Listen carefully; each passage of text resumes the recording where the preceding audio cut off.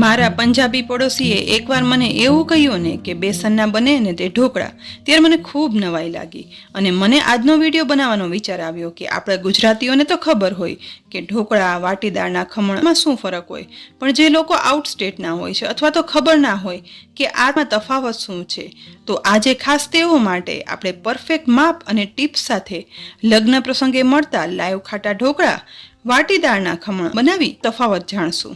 સાથે જ બહાર લાઈવ ઢોકળા સાથે મળે ને તેવી લસણની લાલ તીખી ચટણી ઢોકળાવાળા પાસેથી જાણેલી એક અલગ રીતથી બનાવશું. તો કિચન સિરીઝમાં હું શીતલ, અને જો આ વિડીયો તમે યુટ્યુબ પર જોઈ રહ્યા હો ને તો અમારી ચેનલને સબસ્ક્રાઈબ કરી અને બાજુમાં આપેલ બેલ આઇકન પ્રેસ કરી દેજો. અને જો આ વિડીયો ફેસબુક પર જોઈ રહ્યા હો ને તો કિચન સિરીઝ પેજને જરૂરથી લાઇક કરી અને ફોલો કરજો, જેથી આવનારા દરેક વિડીયોનું નોટિફિકેશન તમને તુરંત જ મળે. બનાવવાની શરૂઆત આપણે લાઈવ ખાટા ઢોકળાથી કરવાના છીએ, જેના માટે મેં અહીં 2 કપ કણકી ચોખા લીધા છે. અહીં કણકી ચોખાના બદલે ખીચડિયા ચોખા પણ વાપરી શકાય છે. 2 કપ ચોખા સામે 1 કપ ચણાની દાળ ઉમેરી દેવાની છે.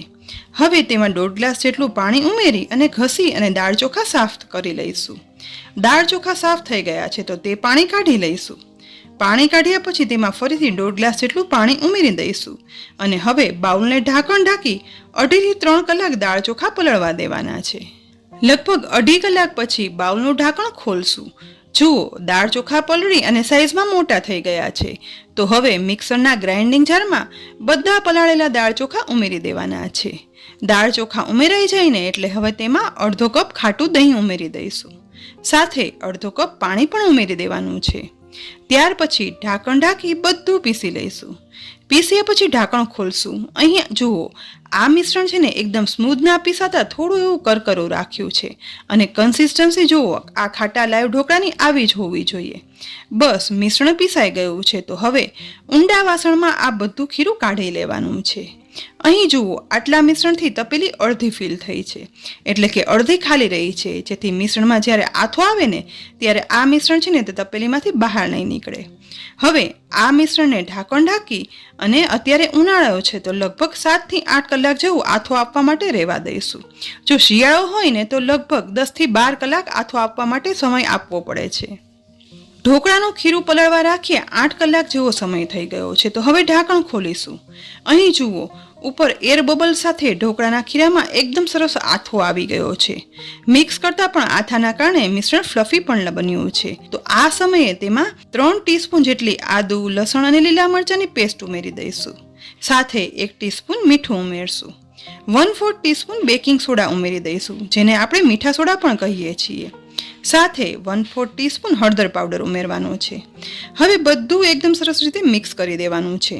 અહીં બેકિંગ સોડાને લીધે આ ખીરું છે ને તે મિક્સ કરતાં થોડું વધારે ફ્લફી બન્યું છે. હવે તેમાં 1/2 ટીસ્પૂન જેટલું તેલ પણ ઉમેરી દેવાનું છે. ફરી એક વખત સરસ રીતે બધું મિક્સ કરી દઈશું. પરફેક્ટ લાઈવ ઢોકળા બનાવવા માટે ખીરાને પલાળવા માટે 7 થી 8 કલાક સમય રાખીએ.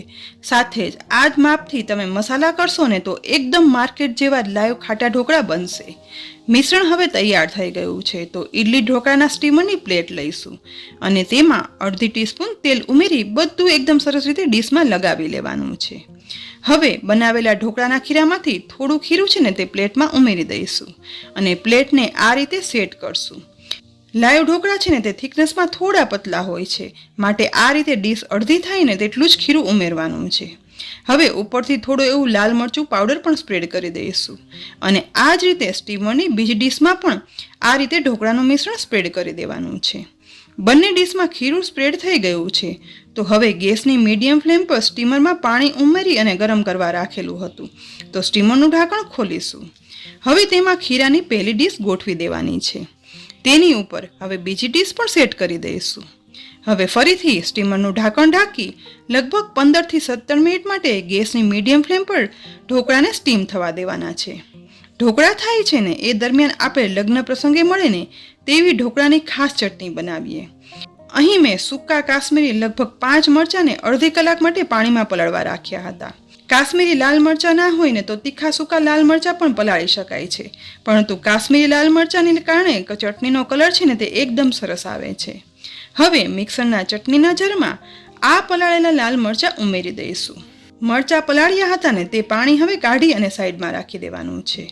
હવે તેની સાથે 8 થી 10 લસણની કળીઓ પણ મરચાં સાથે ઉમેરી દેવાની છે. સાથે 1 ટીસ્પૂન ધાણા જીરું પાવડર ઉમેરશું. 1/4 ટીસ્પૂન મીઠું ઉમેરી દઈશું. 1 ટીસ્પૂન લાલ મરચું પાવડર પણ ઉમેરશું. હવે જારનું ઢાંકણ ઢાંકી બધું પીસી લઈશું. પીસ્યા પછી અહીં જુઓ મરચાં લસણ મસાલા પીસાઈ આવી પેસ્ટ તૈયાર કરવાની છે. હવે આ પેસ્ટને એક પોળા બાઉલમાં કાઢી લઈશું. તેમાં થોડી સમારેલી કોથમીર પણ ઉમેરી દેવાની છે. પણ તેલના વઘાર વગર તો લાઈવ ઢોકળાની ચટણી અધૂરી કહેવાય. માટે ગેસની લો ફ્લેમ પર વઘારિયામાં 5 ટેબલસ્પૂન સિંગ તેલ ગરમ કરવા રાખવાનું છે. ઢોકળા ખાવાની મજા હંમેશા સિંગ તેલમાં જ આવતી હોય છે, માટે હંમેશા અહીં સિંગ તેલ જ લેવું. તેલ ગરમ થાય ને એટલે તેમાં 1/4 ટીસ્પૂન હિંગ ઉમેરી દઈશું. હિંગ તુરત જ ગરમ તેલમાં સતળાઈ ઉપર આવશે અને વઘારની ખૂબ સરસ સુગંધ પણ આવવા લાગશે. એટલે હવે ગેસ બંધ કરી દઈશું અને ગરમા ગરમ સિંગ તેલનો વઘારમાંથી અડધો વઘાર છે ને તે લાલ મરચાં અને લસણની પેસ્ટ ઉપર ઉમેરી દઈશું. હવે ચમચી વડે ચલાવી એકદમ સરસ મિક્સ કરી લેવાનું છે, જેથી ગરમ તેલ વડે પેસ્ટ એકદમ સરસ સતળાઈ જાય. થોડું એવું મિક્સ થઈ જાય ને એટલે વધારાનું ગરમ તેલનો વઘાર છે ને તે પણ ચટણીમાં ઉમેરી દઈશું. આ રીતે એક વખત ચટણી બનાવી અને ચાખજો. એકદમ લગ્ન પ્રસંગે કે બહાર મળે ને તેવા સ્વાદની આ ચટણી થશે. અને તે તો તમે બનાવી અને ચાખશો ને એટલે ઓટોમેટિક ખ્યાલ આવી જ જવાનો છે. અહીં જુઓ બીજી સાઈડ 17 મિનિટ પછી સ્ટીમરનું ઢાંકણ ખોલશું. એકદમ સરસ સુગંધ સાથે ઢોકળા બની અને તૈયાર થઈ ગયા છે. તો ચપ્પુ વડે ચેક પણ કરી લેવાના છે. ચપ્પુ એકદમ ક્લીન બહાર આવે છે. ઢોકળા બની અને તૈયાર છે. તો સ્ટીમરમાંથી ઢોકળાની ડીશ છે ને તે બહાર કાઢી લેવાની છે. બહાર કાઢ્યા પછી હવે વરાળ નીકળી જાય ને એટલી વાર ઠંડા થવા દઈશું. લગભગ 5 મિનિટમાં ઢોકળા ઠંડા થઈ ગયા છે. તો હવે પ્લેટમાં આ રીતે ચપ્પુ વડે કટ લગાવી અને ટુકડા કરી લેવાના છે. અહીં ઢોકળાની ડીશમાં કટ લગાવાઈ ગયો છે. તો હવે ઢોકળાના ટુકડા પણ કાઢીશું. જોતા જ ખ્યાલ આવી ગયો ને કે આ તો લાઈવ ખાટા ઢોકળા એ જ સ્વાદના છે અને ખરેખર એ જ ખાટો અને સરસ સ્વાદ બન્યો છે. હવે આપણે લાઈવ ઢોકળાથી બિલકુલ અલગ વાટીદાળના ખમણ બનાવશું. જેના માટે એક બાઉલમાં 1.5 કપ ચણાની દાળ ઉમેરશું. તેની સાથે 2 ટેબલસ્પૂન અડદની દાળ ઉમેરવાની છે. હવે દાળમાં પાણી ઉમેરી ઘસી અને સાફ કરી લેવાની છે. પાણી વડે સાફ કર્યા બાદ તે પાણી કાઢી લઈશું અને હવે આ દાળમાં 1.5 ગ્લાસ પાણી ઉમેરી દઈશું અને બાઉલને ઢાંકણ ઢાંકી 1.5 કલાક માટે પલળવા રાખશું. 1.5 કલાક પછી ચણાની દાળ પલળી ગઈ છે અને દાણા જુઓ એકદમ મોટા થઈ ગયા છે. હાથ વડે પ્રેસ કરતા દાણો પ્રેસ થઈ અને ટુકડા પણ થઈ જાય છે. તો મિક્સરના જારમાં પલાળેલી દાળ ઉમેરી દેવાની છે. બધી દાળ જારમાં ઉમેરાઈ ગયા પછી અડધો કપ ચોખાના પૌવા પાણીમાં પલાળ્યા પછી ઉમેરી દેવાના છે. પલાળેલા પૌવા ઉમેરવાથી વાટીદાળના ખમણ છે ને તે એકદમ સોફ્ટ થાય છે. સાથે અડધો કપ ખાટું દહીં પણ ઉમેરી દઈશું. હવે જારનું ઢાંકણ ઢાંકી એકદમ સ્મૂથ નહીં પણ કરકરું મિશ્રણ પીસવાનું છે. પીસ્યા પછી જુઓ પાણી ઉમેર્યા વગર વાટીદાળનું કરકરું મિશ્રણ પીસાઈ ગયું છે. તો અહીં આ મિશ્રણ એક મોટા બાઉલમાં કાઢી લેવાનું છે. દાળનું મિશ્રણ પોળા બાઉલમાં ઉમેરાઈ ગયા પછી 1 ટીસ્પૂન તેલ ઉમેરી દઈશું. હવે હાથ વડે આ મિશ્રણને આ રીતે એક જ સાઈડ ફેટશું.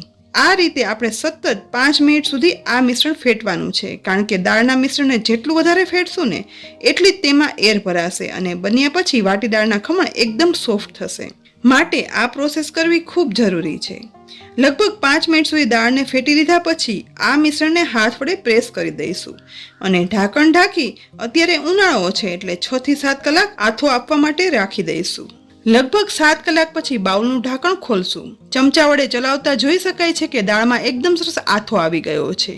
તો હવે આ દાળનું મિશ્રણ થોડું સોફ્ટ કરવા માટે અડધા કપમાંથી 1/2 કપ જેટલું પાણી ઉમેરી દઈશું અને ફરીથી મિશ્રણને આ રીતે એક બાજુ ફેટી લઈશું.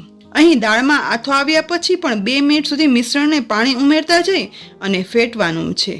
ધીમે ધીમે બધું પાણી ઉમેરી મિશ્રણને એકદમ સરસ ફેટી લીધું છે અને આપણે ઢોકળા બનાવી શકીએ ને તેવી કન્સિસ્ટન્સી પણ આવી ગઈ છે.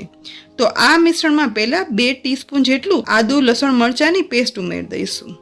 સાથે 1 ટીસ્પૂન મીઠું ઉમેરશું. 1/4 ટીસ્પૂન હળદર પાવડર ઉમેરશું અને 1/4 ટીસ્પૂન બેકિંગ સોડા ઉમેરી દઈશું. માર્કેટમાં મળતા વાટીદાળના ખમણમાં ખટાશ માટે લીંબુના ફૂલ ઉમેરતા હોય છે. જો લીંબુના ફૂલ તમે ખાતા હો ને તો 1/8 ટીસ્પૂન ઉમેરવાના. પણ અહીં આથો બહુ જ સરસ આવ્યો છે ને માટે હું લીંબુના ફૂલ નથી ઉમેરી રહી. હવે ફરીથી માત્ર 2 ચમચી જેટલું પાણી ઉમેરશું અને ફરીથી બધું હાથ વડે મિક્સ કરશું જેથી મસાલા દાળના મિશ્રણમાં ભળી જાય. બેકિંગ સોડાના કારણે મિશ્રણ થોડું ફ્લફી બને છે. તો હવે ઇડલી ઢોકળાના સ્ટીમરની ડીશ લઈશું અને તેમાં અડધા ટીસ્પૂન તેલ ઉમેરી એકદમ સરસ લગાવી લઈશું. હવે ડીશમાં દાળનું તૈયાર કરેલું મિશ્રણ છે ને તે પણ ઉમેરી દેવાનું છે. વાટી દાળના ખમણની થિકનેસ લાઈવ ઢોકળા કરતાં વધારે હોય છે, માટે થોડું વધારે મિશ્રણ ઉમેરી દઈશું અને આ રીતે ડીશને થપથપાવતા જઈ અને બેટરને સેટ કરી દઈશું. અહીં મેં ખાંડણીમાં થોડા મરી લઈ અને તેને પણ અધકચરા વાટી લીધા હતા.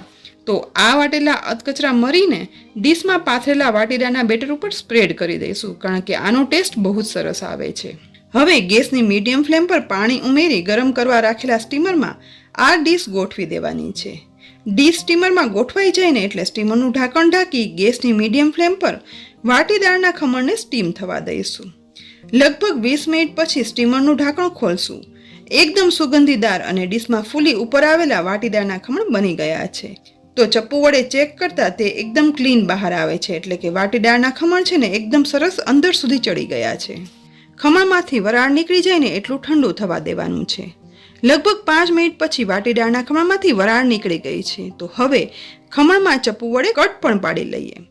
આખી ડીશમાં કટ પાડ્યા પછી આ રીતે વાટીદાળના ખમણને પીસ બહાર કાઢશું. બહાર કાઢેલા પીસમાંથી એક પીસ હાથમાં લઈશું. જુઓ, પ્રેસ કરતા એકદમ જાળીદાર લાઈવ ઢોકળાથી સ્વાદમાં બિલકુલ અલગ અને એકદમ સોફ્ટ વાટીદાળના ખમણ બની અને તૈયાર થઈ ગયા છે. પણ હજી આ ખમણનો વઘાર તો બાકી રહ્યો. તો હવે ગેસની મીડિયમ ફ્લેમ પર એક કઢાઈમાં 3 ટેબલ સ્પૂન તેલ ગરમ કરવા ઉમેરશું. ગરમ થતા તેલમાં 1/4 ટીસ્પૂન રાઈ ઉમેરશું. સાથે 1/4 ટીસ્પૂન સફેદ તલ પણ ઉમેરશું. મીઠા લીમડાના પાન ઉમેરશું. સાથે થોડી હિંગ પણ ઉમેરી દઈશું. વઘારમાં રાઈ અને તલ ફૂટવા લાગ્યા છે તો હવે 2 થી 3 સમારેલા લીલા મરચાં ઉમેરી દઈશું. સાથે માત્ર સહેજ એવી હળદર ઉમેરશું અને 1/8 ટીસ્પૂન મીઠું ઉમેરી દઈશું, જેથી વઘારનો કલર છે ને તે એકદમ સરસ આવે અને તે મોળો પણ ના લાગે. હવે વઘારમાં અડધો કપ પાણી ઉમેરી દઈશું. પાણી ઉમેરાઈ જાય ને એટલે 1 ટીસ્પૂન ખાંડ ઉમેરશું. હવે એક વખત બધું સરસ મિક્સ કરી દઈશું. ત્યાર પછી ઉકળતા વઘારમાં ધીમે ધીમે કરી વાટીદાળના ખમણ ઉમેરી દેવાના છે. અહીં બધા ખમણ ઉમેરાઈ ગયા છે તો હવે એકદમ હળવે હાથે સહેજ એવા મિક્સ કરી દઈશું. આ રીતે વઘારેલા વાટીદાળના ખમણ પણ બની અને તૈયાર થઈ ગયા છે. અહીં આજે આપણે ઓરિજિનલ રીતથી લાઈવ ઢોકળા પણ બનાવ્યા અને વાટીદાળના ખમણ પણ બનાવ્યા. તો હવે આ બંનેને આપણે પીરસી પણ લઈએ. એક ડીશમાં પ્રથમ દાળ ચોખામાંથી બનેલા ખાટા લાઈવ ઢોકળા પીરસશું. ખાટા ઢોકળા પીરસ્યા પછી બહાર જેવી જ લસણની ચટણી બનાવી હતી ને તે પણ પીરસી લઈએ. એ જ રીતે હવે બીજી પ્લેટમાં ફરસાણની દુકાન જેવા સ્વાદિષ્ટ વાટીદાળના ખમણ પીરસશું અને તેની સાથે એ જ લાલ તીખી ચટણી પણ પીરસી લઈએ. તો ફ્રેન્ડ્સ, લાઈવ ઢોકળા અને વાટીદાળના ખમણ બંને જોઈ મોંમાં પાણી આવી ગયું ને કે આમાંથી ક્યાં ખાવા અને ક્યાં ના ખાવા. તો તમે ઢોકળા અને ખમણ બંને જરૂરથી બનાવજો અને કહેજો કે આ ઓરિજિનલ રેસીપી કેવી લાગી. રેસીપી ગમી હોય ને તો લાઈક કરી અને શેર કરજો. ફરી મળશું ઉપયોગી રેસીપી સાથે. ત્યાં સુધી આવજો.